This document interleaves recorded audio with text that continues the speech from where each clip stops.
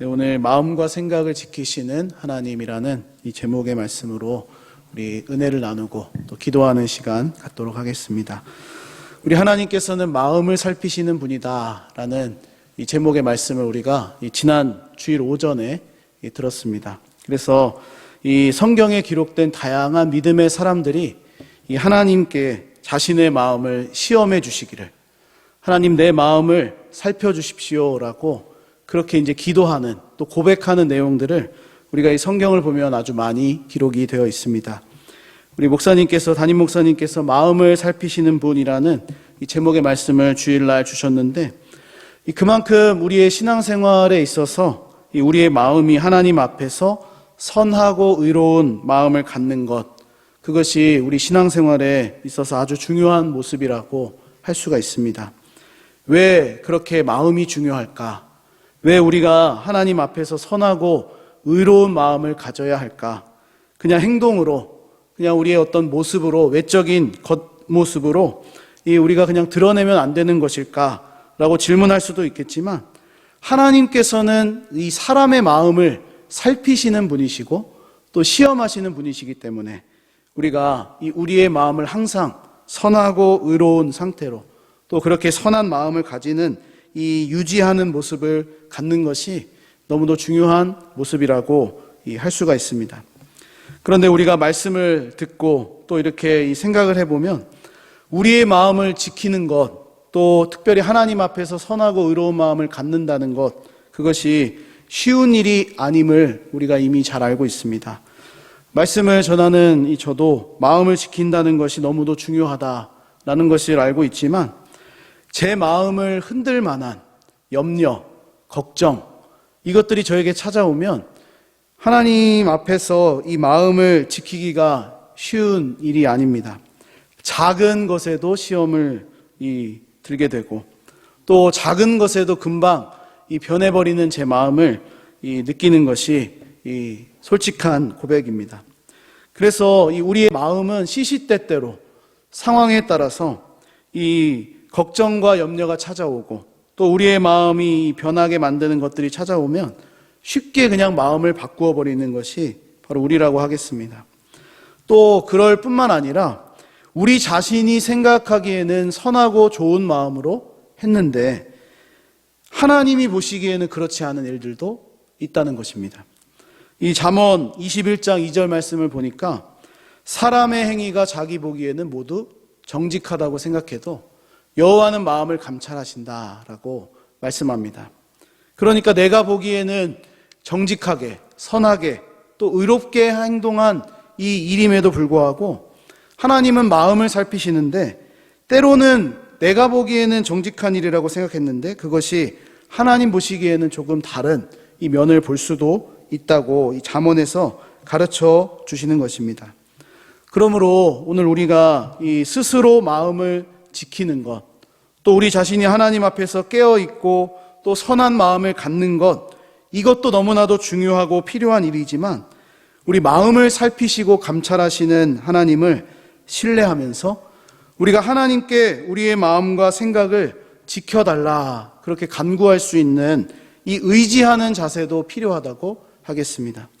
정리하면, 나 자신도 나의 마음을 지키고 또 하나님 앞에서 선하고 의로운 마음을 갖도록 노력하는 것도 중요하지만, 또 다른 면에 있어서는 우리가 생각하기에 선하고 좋은 의도인데 이것이 그렇지 않을 수도 있다라는 점을 우리가 기억하면서 하나님께서 내 마음을 지켜주시기를, 내 마음과 생각을 하나님께서 붙들어 주시기를 기도하고 간구하는 것도 아주 중요한 모습이라고 할 수가 있다는 것입니다.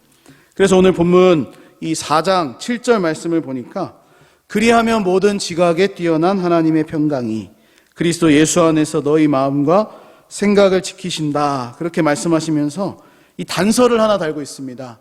하나님께서 너희 마음과 생각을 지키실 것인데, 그리하면이라는 이 단어로 이 앞에 이 일들을 우리에게 말씀을 하시는 것입니다. 저는 오늘 말씀을 우리가 기억하면서 우리의 마음과 생각을 지켜주시는 그 하나님의 평강, 그 하나님의 인도하심을 우리가 생각하면서 무슨 신앙의 어떤 자세를 가져야 되는지 한 3가지 정도로 이 신앙의 태도를 생각해보고 또 기도하는 시간을 갖기를 원합니다. 첫째로 우리 사도 바울이 빌립보서를 기록하면서 이 빌립보 성도들에게 이렇게 권면합니다. 오늘 본문 4절 말씀을 보니까 하나님의 그 평강을 위해서 주 안에서 항상 기뻐해라. 내가 다시 말하노니 기뻐하라. 우리가 쉽게 생각하기에 오늘 본문 말씀이 그냥 이 7절이니까 앞에 있는 6절만 이 그리하면에 해당된다라고 생각할 수도 있겠지만 사실 오늘 본문을 이렇게 우리가 보면 4절부터 시작되는 것이 오늘 본문입니다. 그래서 이 7절에 나오는 그리하면이라는 단어가 이끄는 것이 4절과 5절 그리고 6절 이렇게 세 부분으로 나눌 수 있다라는 것입니다. 그래서 이 첫 번째 이 마음과 생각을 지키는 하나님의 평강을 위해서는 기뻐해야 한다. 특별히 주 안에서 기뻐하라라고 권면하는 이 바울의 메시지를 이 빌립보서의 말씀을 우리가 생각해 보아야 합니다. 우리 세상이 말하는 기쁨, 그것은 어디에서부터 오는 것입니까? 우리가 무엇인가 갖고 싶은 것을 얻었을 때, 혹은 내가 이루고 싶은 일을 성취했을 때, 내가 가고 싶은 대학에, 또 내가 이 경험하고 싶은 어떤 일들을 경험했을 때 우리는 기쁨을 느끼죠. 그래서 뭐 사랑하는 사람과 함께 있을 때, 또 선물을 받을 때, 또 어떤 뭐 직장에서 보너스가 막 나올 때, 너무나 이 기쁜 것을 우리가 느낍니다. 그러나 오늘 빌립보서에서 말씀하고 있는 이 기쁨은 어떤 기쁨이냐면 무엇을 얻었기 때문에 성취했기 때문에 주어지는 기쁨이 아닙니다. 바로 주 안에 있는 기쁨이라고 우리에게 말씀합니다. 그러므로 이 바울이 말하고 있는 기쁨은 그냥 상황적인 기쁨을 말하고 있지 않습니다. 그냥 어떤 상황이 우리에게 주어졌기 때문에, 이 세상에서 어떤 환경이 주어졌기 때문에 기뻐하라 라고 말하는 것이 아니라 바로 이 주 안에 있는 우리 자신을 보면서 기뻐하라 라고 말씀하고 있는 것입니다. 특별히 이 바울의 권면은 우리를 주 안에 있게 하신 그 하나님의 은혜와 능력 안에서 기뻐하라는 말로 바꾸어 볼 수가 있겠습니다. 우리가 주 안에 있도록 하신 하나님의 은혜와 능력, 그 능력을 의지할 때 우리가 기뻐할 수 있다라는 것입니다. 조금 다르게 표현해 보면 주 안에서 주와 동행하는 것으로 기뻐하라는 권면을 바울이 하고 있는 것입니다. 주 안에 있다라는 말은 주와 동행한다라는 말로 바꾸어 볼 수도 있다는 것입니다. 그래서 이 주 안에 있을 때 진정한 기쁨을 누릴 수가 있는 이 우리 모두가 되어야 하겠습니다. 이 바울의 권면이 이것입니다. 주님과 동행할 때 진정한 기쁨이 우리에게 주어진다. 우리가 이 땅에서 수고하고 애를 써서 얻는 그 성공과 이 성취의 기쁨은 일시적인 것입니다. 그 순간 무엇을 얻었을 때, 또 무엇을 샀을 때, 내가 원하는 바를 이루었을 때 그때는 잠시 기쁠 수 있습니다. 그러나 그 기쁨이 영원하지 않음을 우리가 이미 잘 알고 있습니다. 새로운 집을 사고 자동차를 사고 또 어떤 새로운 만남을 했을 때 이 기쁨이 오지만 금방 그 만남에 지루해지고 금방 그 물건을 이 뒷방으로 그냥 창고로 넣어버리는 우리의 모습이 있다는 것입니다.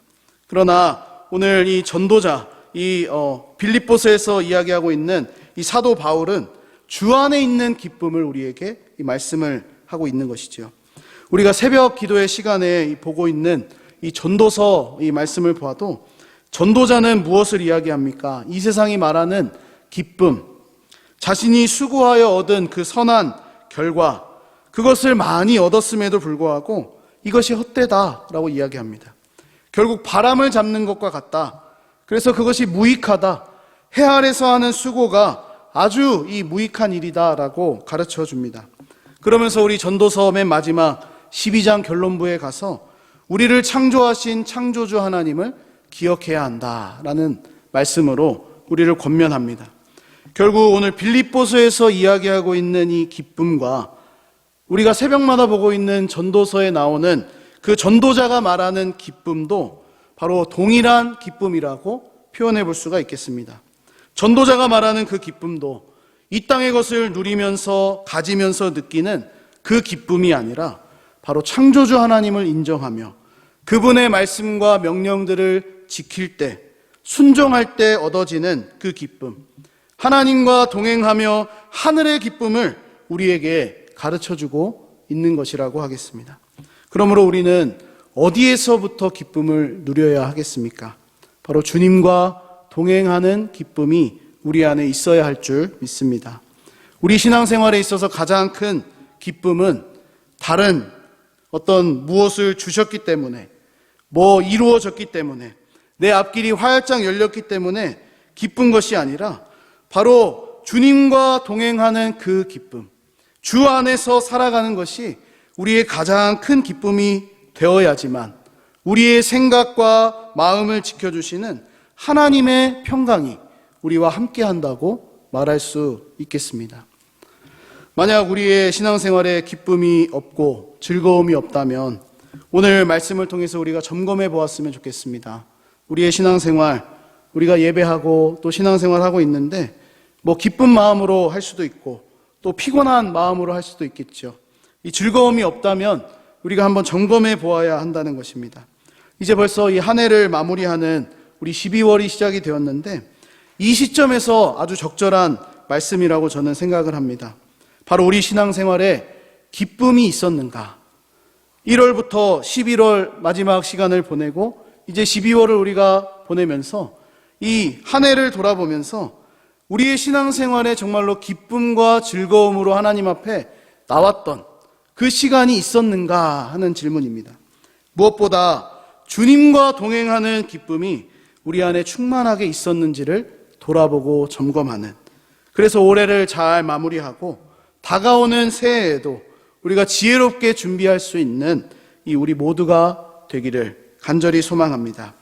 우리 구약성경 이야기를 한번 보면 이 출애굽한 이스라엘 백성들도 광야의 길을 이렇게 걸어가면서 그들이 가져야 했던 기쁨은 다른 것이 아니었습니다. 광야 길을 걸어가면 부족한 것 투성이고 없는 것 투성이고, 그러나 한 가지 분명한 것이 있었는데 바로 하나님이 그들과 동행해 주셨다라는 것입니다. 낮에는 구름 기둥으로, 밤에는 불 기둥으로, 또 때마다 만나를 내리시면서 하나님께서는 그들과 동행해 주셨습니다. 그래서 매일 이 기적적으로 하늘에서부터 내리는 이 만나를 그들이 경험했음에도 불구하고 민수기 말씀을 보면 고기가 없다는 것에 이 불평을 했습니다. 그래서 광야길에서 불평과 원망을 했던 그들의 말을 보면 우리가 애굽에 있었을 때는 값없이 뭐 다양한 음식들을 먹었는데 라는 그러한 불평과 원망을 했던 것을 보게 됩니다. 11장 5절 말씀을 보니까 우리가 애굽에 있을 때는 값없이 생선과 오이와 참외와 부추와 파와 마늘들을 먹은 것이 생각나거늘. 지금 이스라엘 백성들이 광야의 길을 걸어가면서 매일 주시는 그 만나의 기적을 경험하면서도 하나님께서 동행해 주시는 그 길을 걸어가면서도 불평과 원망을 하는 것입니다. 이게 뭐가 잘못된 것이죠. 하나님이 동행해 주시는 것 그 자체가 그들의 기쁨이 되고 감사가 되고 또 그들의 어떤 신앙생활에 아주 즐거움이 되어야 되는데 그것이 아니라 이 먹을 것이 생각이 나는 것입니다. 먹을 것이 없는 것, 부족한 것. 그들은 참된 기쁨이 하늘에서 내리는 만나, 곧 하나님과의 동행에 있다는 것을 알아야 했지만 그들은 상황적으로 자신들의 상황을 보면서 우리가 지금 광야에서 이 고기가 없구나, 애굽에서 먹었던 그것들이 생각나는구나 라고 불평하며 원망했던 것입니다. 그러므로 오늘 말씀을 가지면서 오늘 이스라엘 백성들의 또 모습을 우리가 살펴보면서 우리의 이 참 기쁨, 우리가 이 신앙생활 하면서 어디에서부터 이 기쁨을 누려야 하는지 그것을 한번 점검해보고 또 우리의 참 기쁨이 하나님과의 동행에 있다는 것을 다시금 깨닫게 되는 은혜의 시간이 되기를 소망합니다. 우리 두 번째로 오늘 말씀을 보니까 이 바울이 관용을 베풀라 그렇게 권면을 합니다. 이 첫 번째는 주 안에서 기뻐하라. 내가 다시 말하노니 기뻐하라. 그렇게 권면했다면 두 번째 5절입니다. 너희 관용을 모든 사람에게 알게 하라. 주께서 가까우시니라. 이것은 하나님과의 동행에 있는 그 기쁨, 하나님이 나와 함께 하신다라는 그 기쁨, 주 안에 내가 있다라는 그 기쁨이 충만해질 때 그 어떤 긍휼을 베풀고 이 관용을 베풀 수 있는 자세를 우리에게 말씀해 주시는 것이죠. 그런데 우리 이 관용을 베푼다는 것, 또 긍휼을 베푼다는 이것이 이 쉬운 일도 아닙니다. 이 아까도 이 기뻐한다라는 말이 참 쉬운 것이 아니다라고 했는데 이 관용을 베푼다는 것도 쉽지가 않습니다. 특별히 우리나라에는 이 아주 이 미운 털이 박히고 또 아주 왼수가 되는 이 사이들이 많기 때문에 그것이 아주 그냥 쉽게 풀어지지 않는 그러한 일들이 있습니다.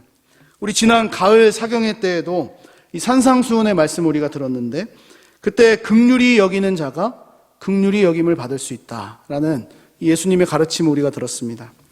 그런데 실제로 우리 자신의 모습을 한번 돌아보면 모든 사람에게 긍휼과 관용을 베풀며 산다라는 것이 참으로 어렵구나라는 것을 느낍니다. 하지만 한 가지 방법이 있는데 그것은 하나님과의 동행으로 충만한 기쁨, 그 기쁨으로 충만한 그 사람에게는 이 관용을 베풀 수가 있는 것이죠. 하나님의 용서를 받은 사람, 그 사람에게는 넘어갈 수 있는 은혜가 있다는 것입니다. 우리 일반적으로 세상에서도 사람들이 가장 너그러운 순간이 언제입니까? 가장 잘 이해를 해주는 그때가 언제입니까? 바로 그 사람 마음에 기쁨이 충만할 때입니다. 이 너그러운 순간, 그 아주 이해를 잘해주는 순간은 이 마음이 기쁠 때 쉽게 넘어가 줍니다. 그냥 작은 문제는 그냥 별거 아닌 것처럼 여겨줍니다. 괜찮아. 그럴 수 있지 하면서 넘어가 주는 것이죠. 그런데 삶이 바쁘고 힘들고 어려울 때 그때는 아주 사람들의 이 신경이 예민해져 있습니다. 조금만 움직여도 왜 움직이냐고, 가만히 있으라고, 왜 내 신경을 거슬리냐고 이렇게 이제 묻는 사람들이 있습니다.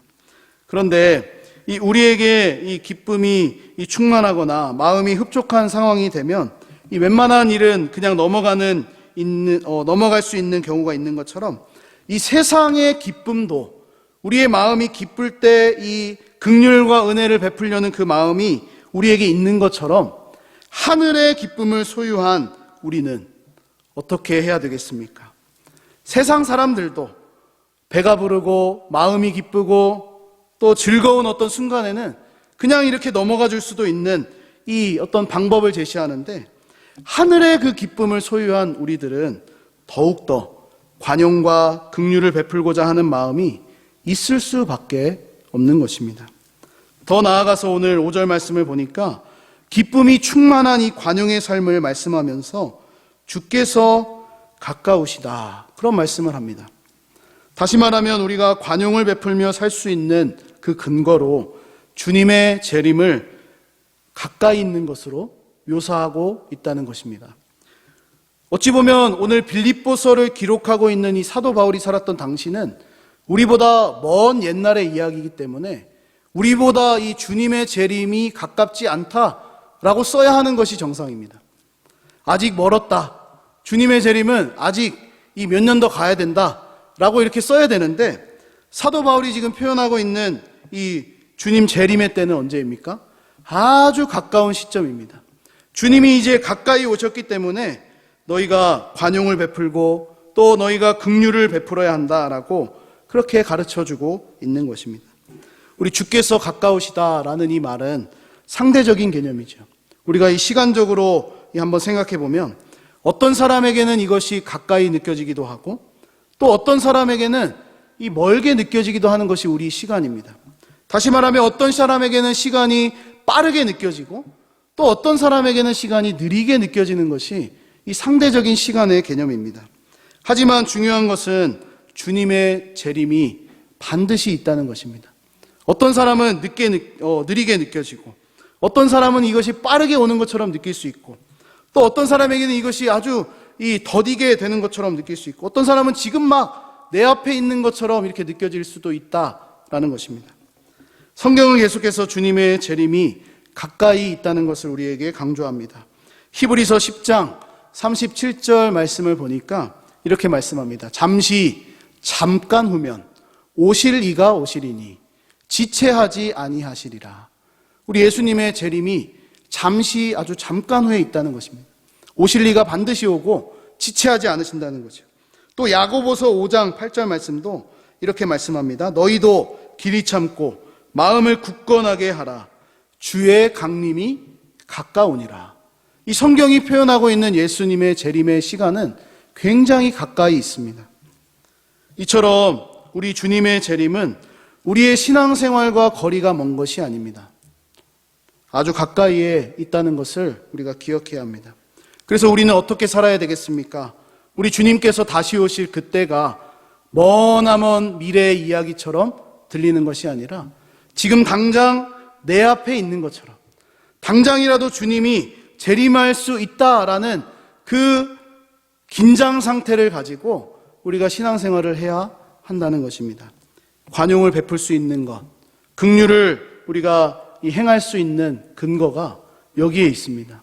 우리가 주님의 재림을 기다리는 자라면, 정말로 주님 오실 날을 고대하고 바라보는 자라면 가까이 있는 것처럼 그렇게 관용을 베풀고 항상 이 신랑을 기다리면서 등불과 기름을 준비하고 있던 5명의 여인처럼 깨어있는 삶을 살아야 한다고 성경이 우리에게 말씀해주고 있는 것입니다. 주 안에 사랑하는 여러분, 우리의 마음과 생각을 지키기 위해서는 관용을 베풀 줄 알아야 합니다. 우리에게 찾아오는 크고 작은 문제들, 그것들은 결국에 이 관계에서부터 오는 것입니다. 사람을 만나고 이야기하고 또 대화하다가 생기는 것들이 이 오해가 쌓이고 또 마음과 생각이 혼란해지고 왜 그런 말을 했을까? 막 다양한 그러한 일들이 벌어지는 게 바로 이 사람들과의 관계에서부터 오는 것이기 때문에 주님의 재림이 가까이 왔다라는 것을 알고 점점점 우리 시간이 갈수록 내가 주님 앞에 설 날이 가까이 오고 있다는 것을 깨닫고 또 이 주님의 재림이 우리 앞에 가까이 왔다라는 것을 깨닫고 긍휼을 베푸는 이 관용의 삶을 살아가는 것이 바로 우리 마음과 생각을 지키는 것임을 기억해야 하겠습니다. 그러므로 이 결산하고 정리해야 하는 이 시점 가운데 우리의 마음과 생각을 지키지 못했던 일이 있었다면 우리 1월부터 이 11월까지 보내면서 이 지키지 못했던 일들이 혹여 있었다면 주님께서 가까이 하고 계신다는 것을 기억하면서 주님께서 지금 가까이 오고 계시다. 그래서 주님의 재림의 날이 멀지 않았다라는 것을 기억하면서 은혜와 긍휼의 마음을 회복할 수 있는 우리 모두의 신앙생활 되기를 간절히 소망합니다. 마지막 이 3번째 말씀은 기도하라는 권면입니다. 바울이 이 준 말씀 중에 아주 유명한 말씀이죠. 6절, 7절 말씀 보니까 아무것도 염려하지 말고 다만 모든 일에 기도와 간구로 너희 구할 것을 감사함으로 하나님께 아뢰라. 그리하면 모든 지각에 뛰어난 하나님의 평강이 그리스도 예수 안에서 너희 마음과 생각을 지키시리라. 우리가 기도의 시간마다 또 기도의 자리에 나아갈 때마다 늘 이 보고 또 우리의 마음에 새기는 이 말씀인데 바로 빌립보 성도들을 향해서 바울이 주고 있는 이 말씀입니다. 마음과 생각을 지키시는 하나님의 그 평강을 위해서 염려를 내려놓아라. 감사함으로 기도와 간구를 하라고 권면합니다. 우리 예수님의 가르침 보아도 복음서 말씀 중에 염려하지 말라 그렇게 말씀하셨습니다. 너희가 염려함으로 그 키를 한 자나 더 할 수 있겠느냐 그렇게 말씀하셨습니다. 결국 이 걱정과 염려가 우리의 마음과 생각을 지킬 수 없는 그렇게 만드는 가장 이 큰 방해 요소라고 가르쳐 주고 계신 것입니다. 그러므로 우리는 염려하거나 걱정할 일이 생긴다면 기도의 자리를 찾아야 하겠습니다. 염려와 걱정의 시간, 우리가 그것을 고민하고 염려하고 걱정할 그 시간에 기도의 시간으로 그것을 바꾸어 내라는 것입니다. 중요한 것은 이것입니다. 바울이 지금 염려와 걱정이 기도하면 단번에 해결될 것이니까 너희가 하나님께 나와서 기도해라 그렇게 말하고 있지 않습니다. 하나님의 평강이 너희 마음과 생각을 지켜주신다고 말한 것입니다. 문제가 해결된다라고 가르쳐 주신 것이 아니라 하나님의 평강이 우리의 마음과 생각을 움직여 주신다라고 말한 것입니다. 저는 오늘 이 바울의 권면이 그냥 우리 개인적인 어떤 이 기도의 제목으로 삼기보다 동시에 이 빌립보 교회를 향한, 공동체를 향한 권면이라는 점에 좀 집중을 하고 싶습니다. 연말이 되면 부서들마다 바쁘죠. 또 위원회들마다 모임이 많습니다. 그리고 정리하고 결산하고 회계들은 아주 너무 바쁜 시간들을 보내시고, 또 이 회장님들은 또 이 한턱을 내야 되고, 이제 장들은 이렇게 막 이제 바쁜 시간들을 보내는데, 이 결산해야 하는 일들이 많이 있을 때 가장 두드러지는 특징이 무엇입니까? 우리의 마음과 생각이 갈라지는 것입니다. 여러 가지로 분주해지고 다양한 의견으로 나뉘어집니다. 중요한 것은 하나님의 평강이 우리 교회, 부서, 또 공동체를 지켜주시기를 우리가 기도해야 한다라는 것입니다. 그러니까 오늘 말씀이 그냥 우리의 개인적인 어떤 문제 해결을 위한 이 말씀으로 받기보다 우리 공동체를 향한 기도. 지금 바울이 빌립보 교회의 성도들을 향해서, 그 교회의 공동체를 향해서 주고 있습니다. 4장 2절 말씀을 보면 같은 마음을 품으라 그렇게 말씀하면서 이 말씀을 이어서 주시는 것을 보면 이 교회 안에, 공동체 안에 갈라져 있는 사람들이 있다는 것입니다. 우리가 연말이 되면 다양하게 의견들을 냅니다. 우리 이쪽 예산은 이쪽으로 두고, 또 이쪽은 이렇게 하고, 또 우리 오늘 이번 연도의 계획은 이렇게 했으니까 내년에는 이렇게 해야 됩니다. 이 의견들을 많이 냅니다. 그것도 중요하지만 가장 중요한 것은 우리가 기도하면서 우리의 모든 이 염려와 이 걱정들을 내려놓고 하나님 앞에 기도하면서 하나님의 그 평강이 우리 교회와 부서 또 공동체를 지켜주시기를 간구해야 한다라는 것입니다. 우리 개인의 생각, 우리 개인의 의견은 한계가 있습니다. 아무리 뛰어난 의견을 내도, 아무리 좋은 말을 해도 부족한 것이 우리 자신의 판단입니다. 그러나 우리 하나님께서는 어떤 분이십니까? 모든 지각에 뛰어난 분이시다. 성경이 말씀합니다. 그것을 인정하는 자세, 또 그것을 신뢰하는 사람의 모습은 기도하는 사람이죠.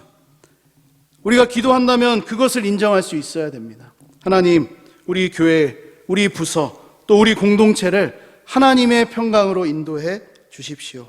우리가 연말에 결정할 일들이 너무나 많지만, 그래서 분주해서 다양한 의견들이 있지만, 그럼에도 불구하고 우리 하나님께서 우리의 생각과 우리의 어떤 마음들을 지켜주셔서 선하고 좋은 방향으로 나아갈 수 있도록 우리 인도해 달라는 그 신뢰의 기도를 우리가 드려야 한다라는 말씀입니다. 그러므로 기도는 하나님께 맡기는 것입니다. 그렇다고 해서 오늘 이 바울이 모든 것을 하나님의 응답으로 여기고 있다라고 가르쳐주고 있지는 않습니다.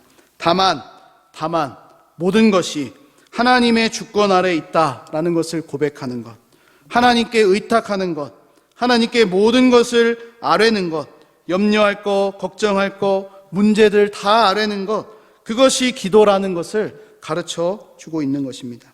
우리 개인의 문제와 가정, 교회 공동체를 위하여 하나님께 기도할 때, 하나님께 맡길 때 하나님께서는 반드시 평안을 주실 것입니다. 단순히 그냥 그 문제를 잊어버리는 것으로 그치는 것이 아니라 기도하면서 우리의 문제를 하나님께 맡겨드림으로써 평안이 찾아오게 되는 것입니다. 오늘 말씀을 정리하면서 우리가 우리의 마음을 지키는 것, 이거 쉬운 일이 아니다라고 말씀을 드렸습니다. 그러나 성경이 가르쳐주고 있는 것은 계속해서 우리의 마음을 지키라고 권면합니다. 우리의 마음을 스스로 지킬 뿐만 아니라 하나님이 주시는 평강으로 지켜야 한다고 오늘 말씀해주고 있습니다. 그런 의미에서 오늘 우리의 마음과 생각을 지켜주시는 이 하나님의 평안을 위해서 세 가지 권면의 말씀을 우리가 좀 살펴봤습니다. 첫째는 주 안에서 기뻐하는 것.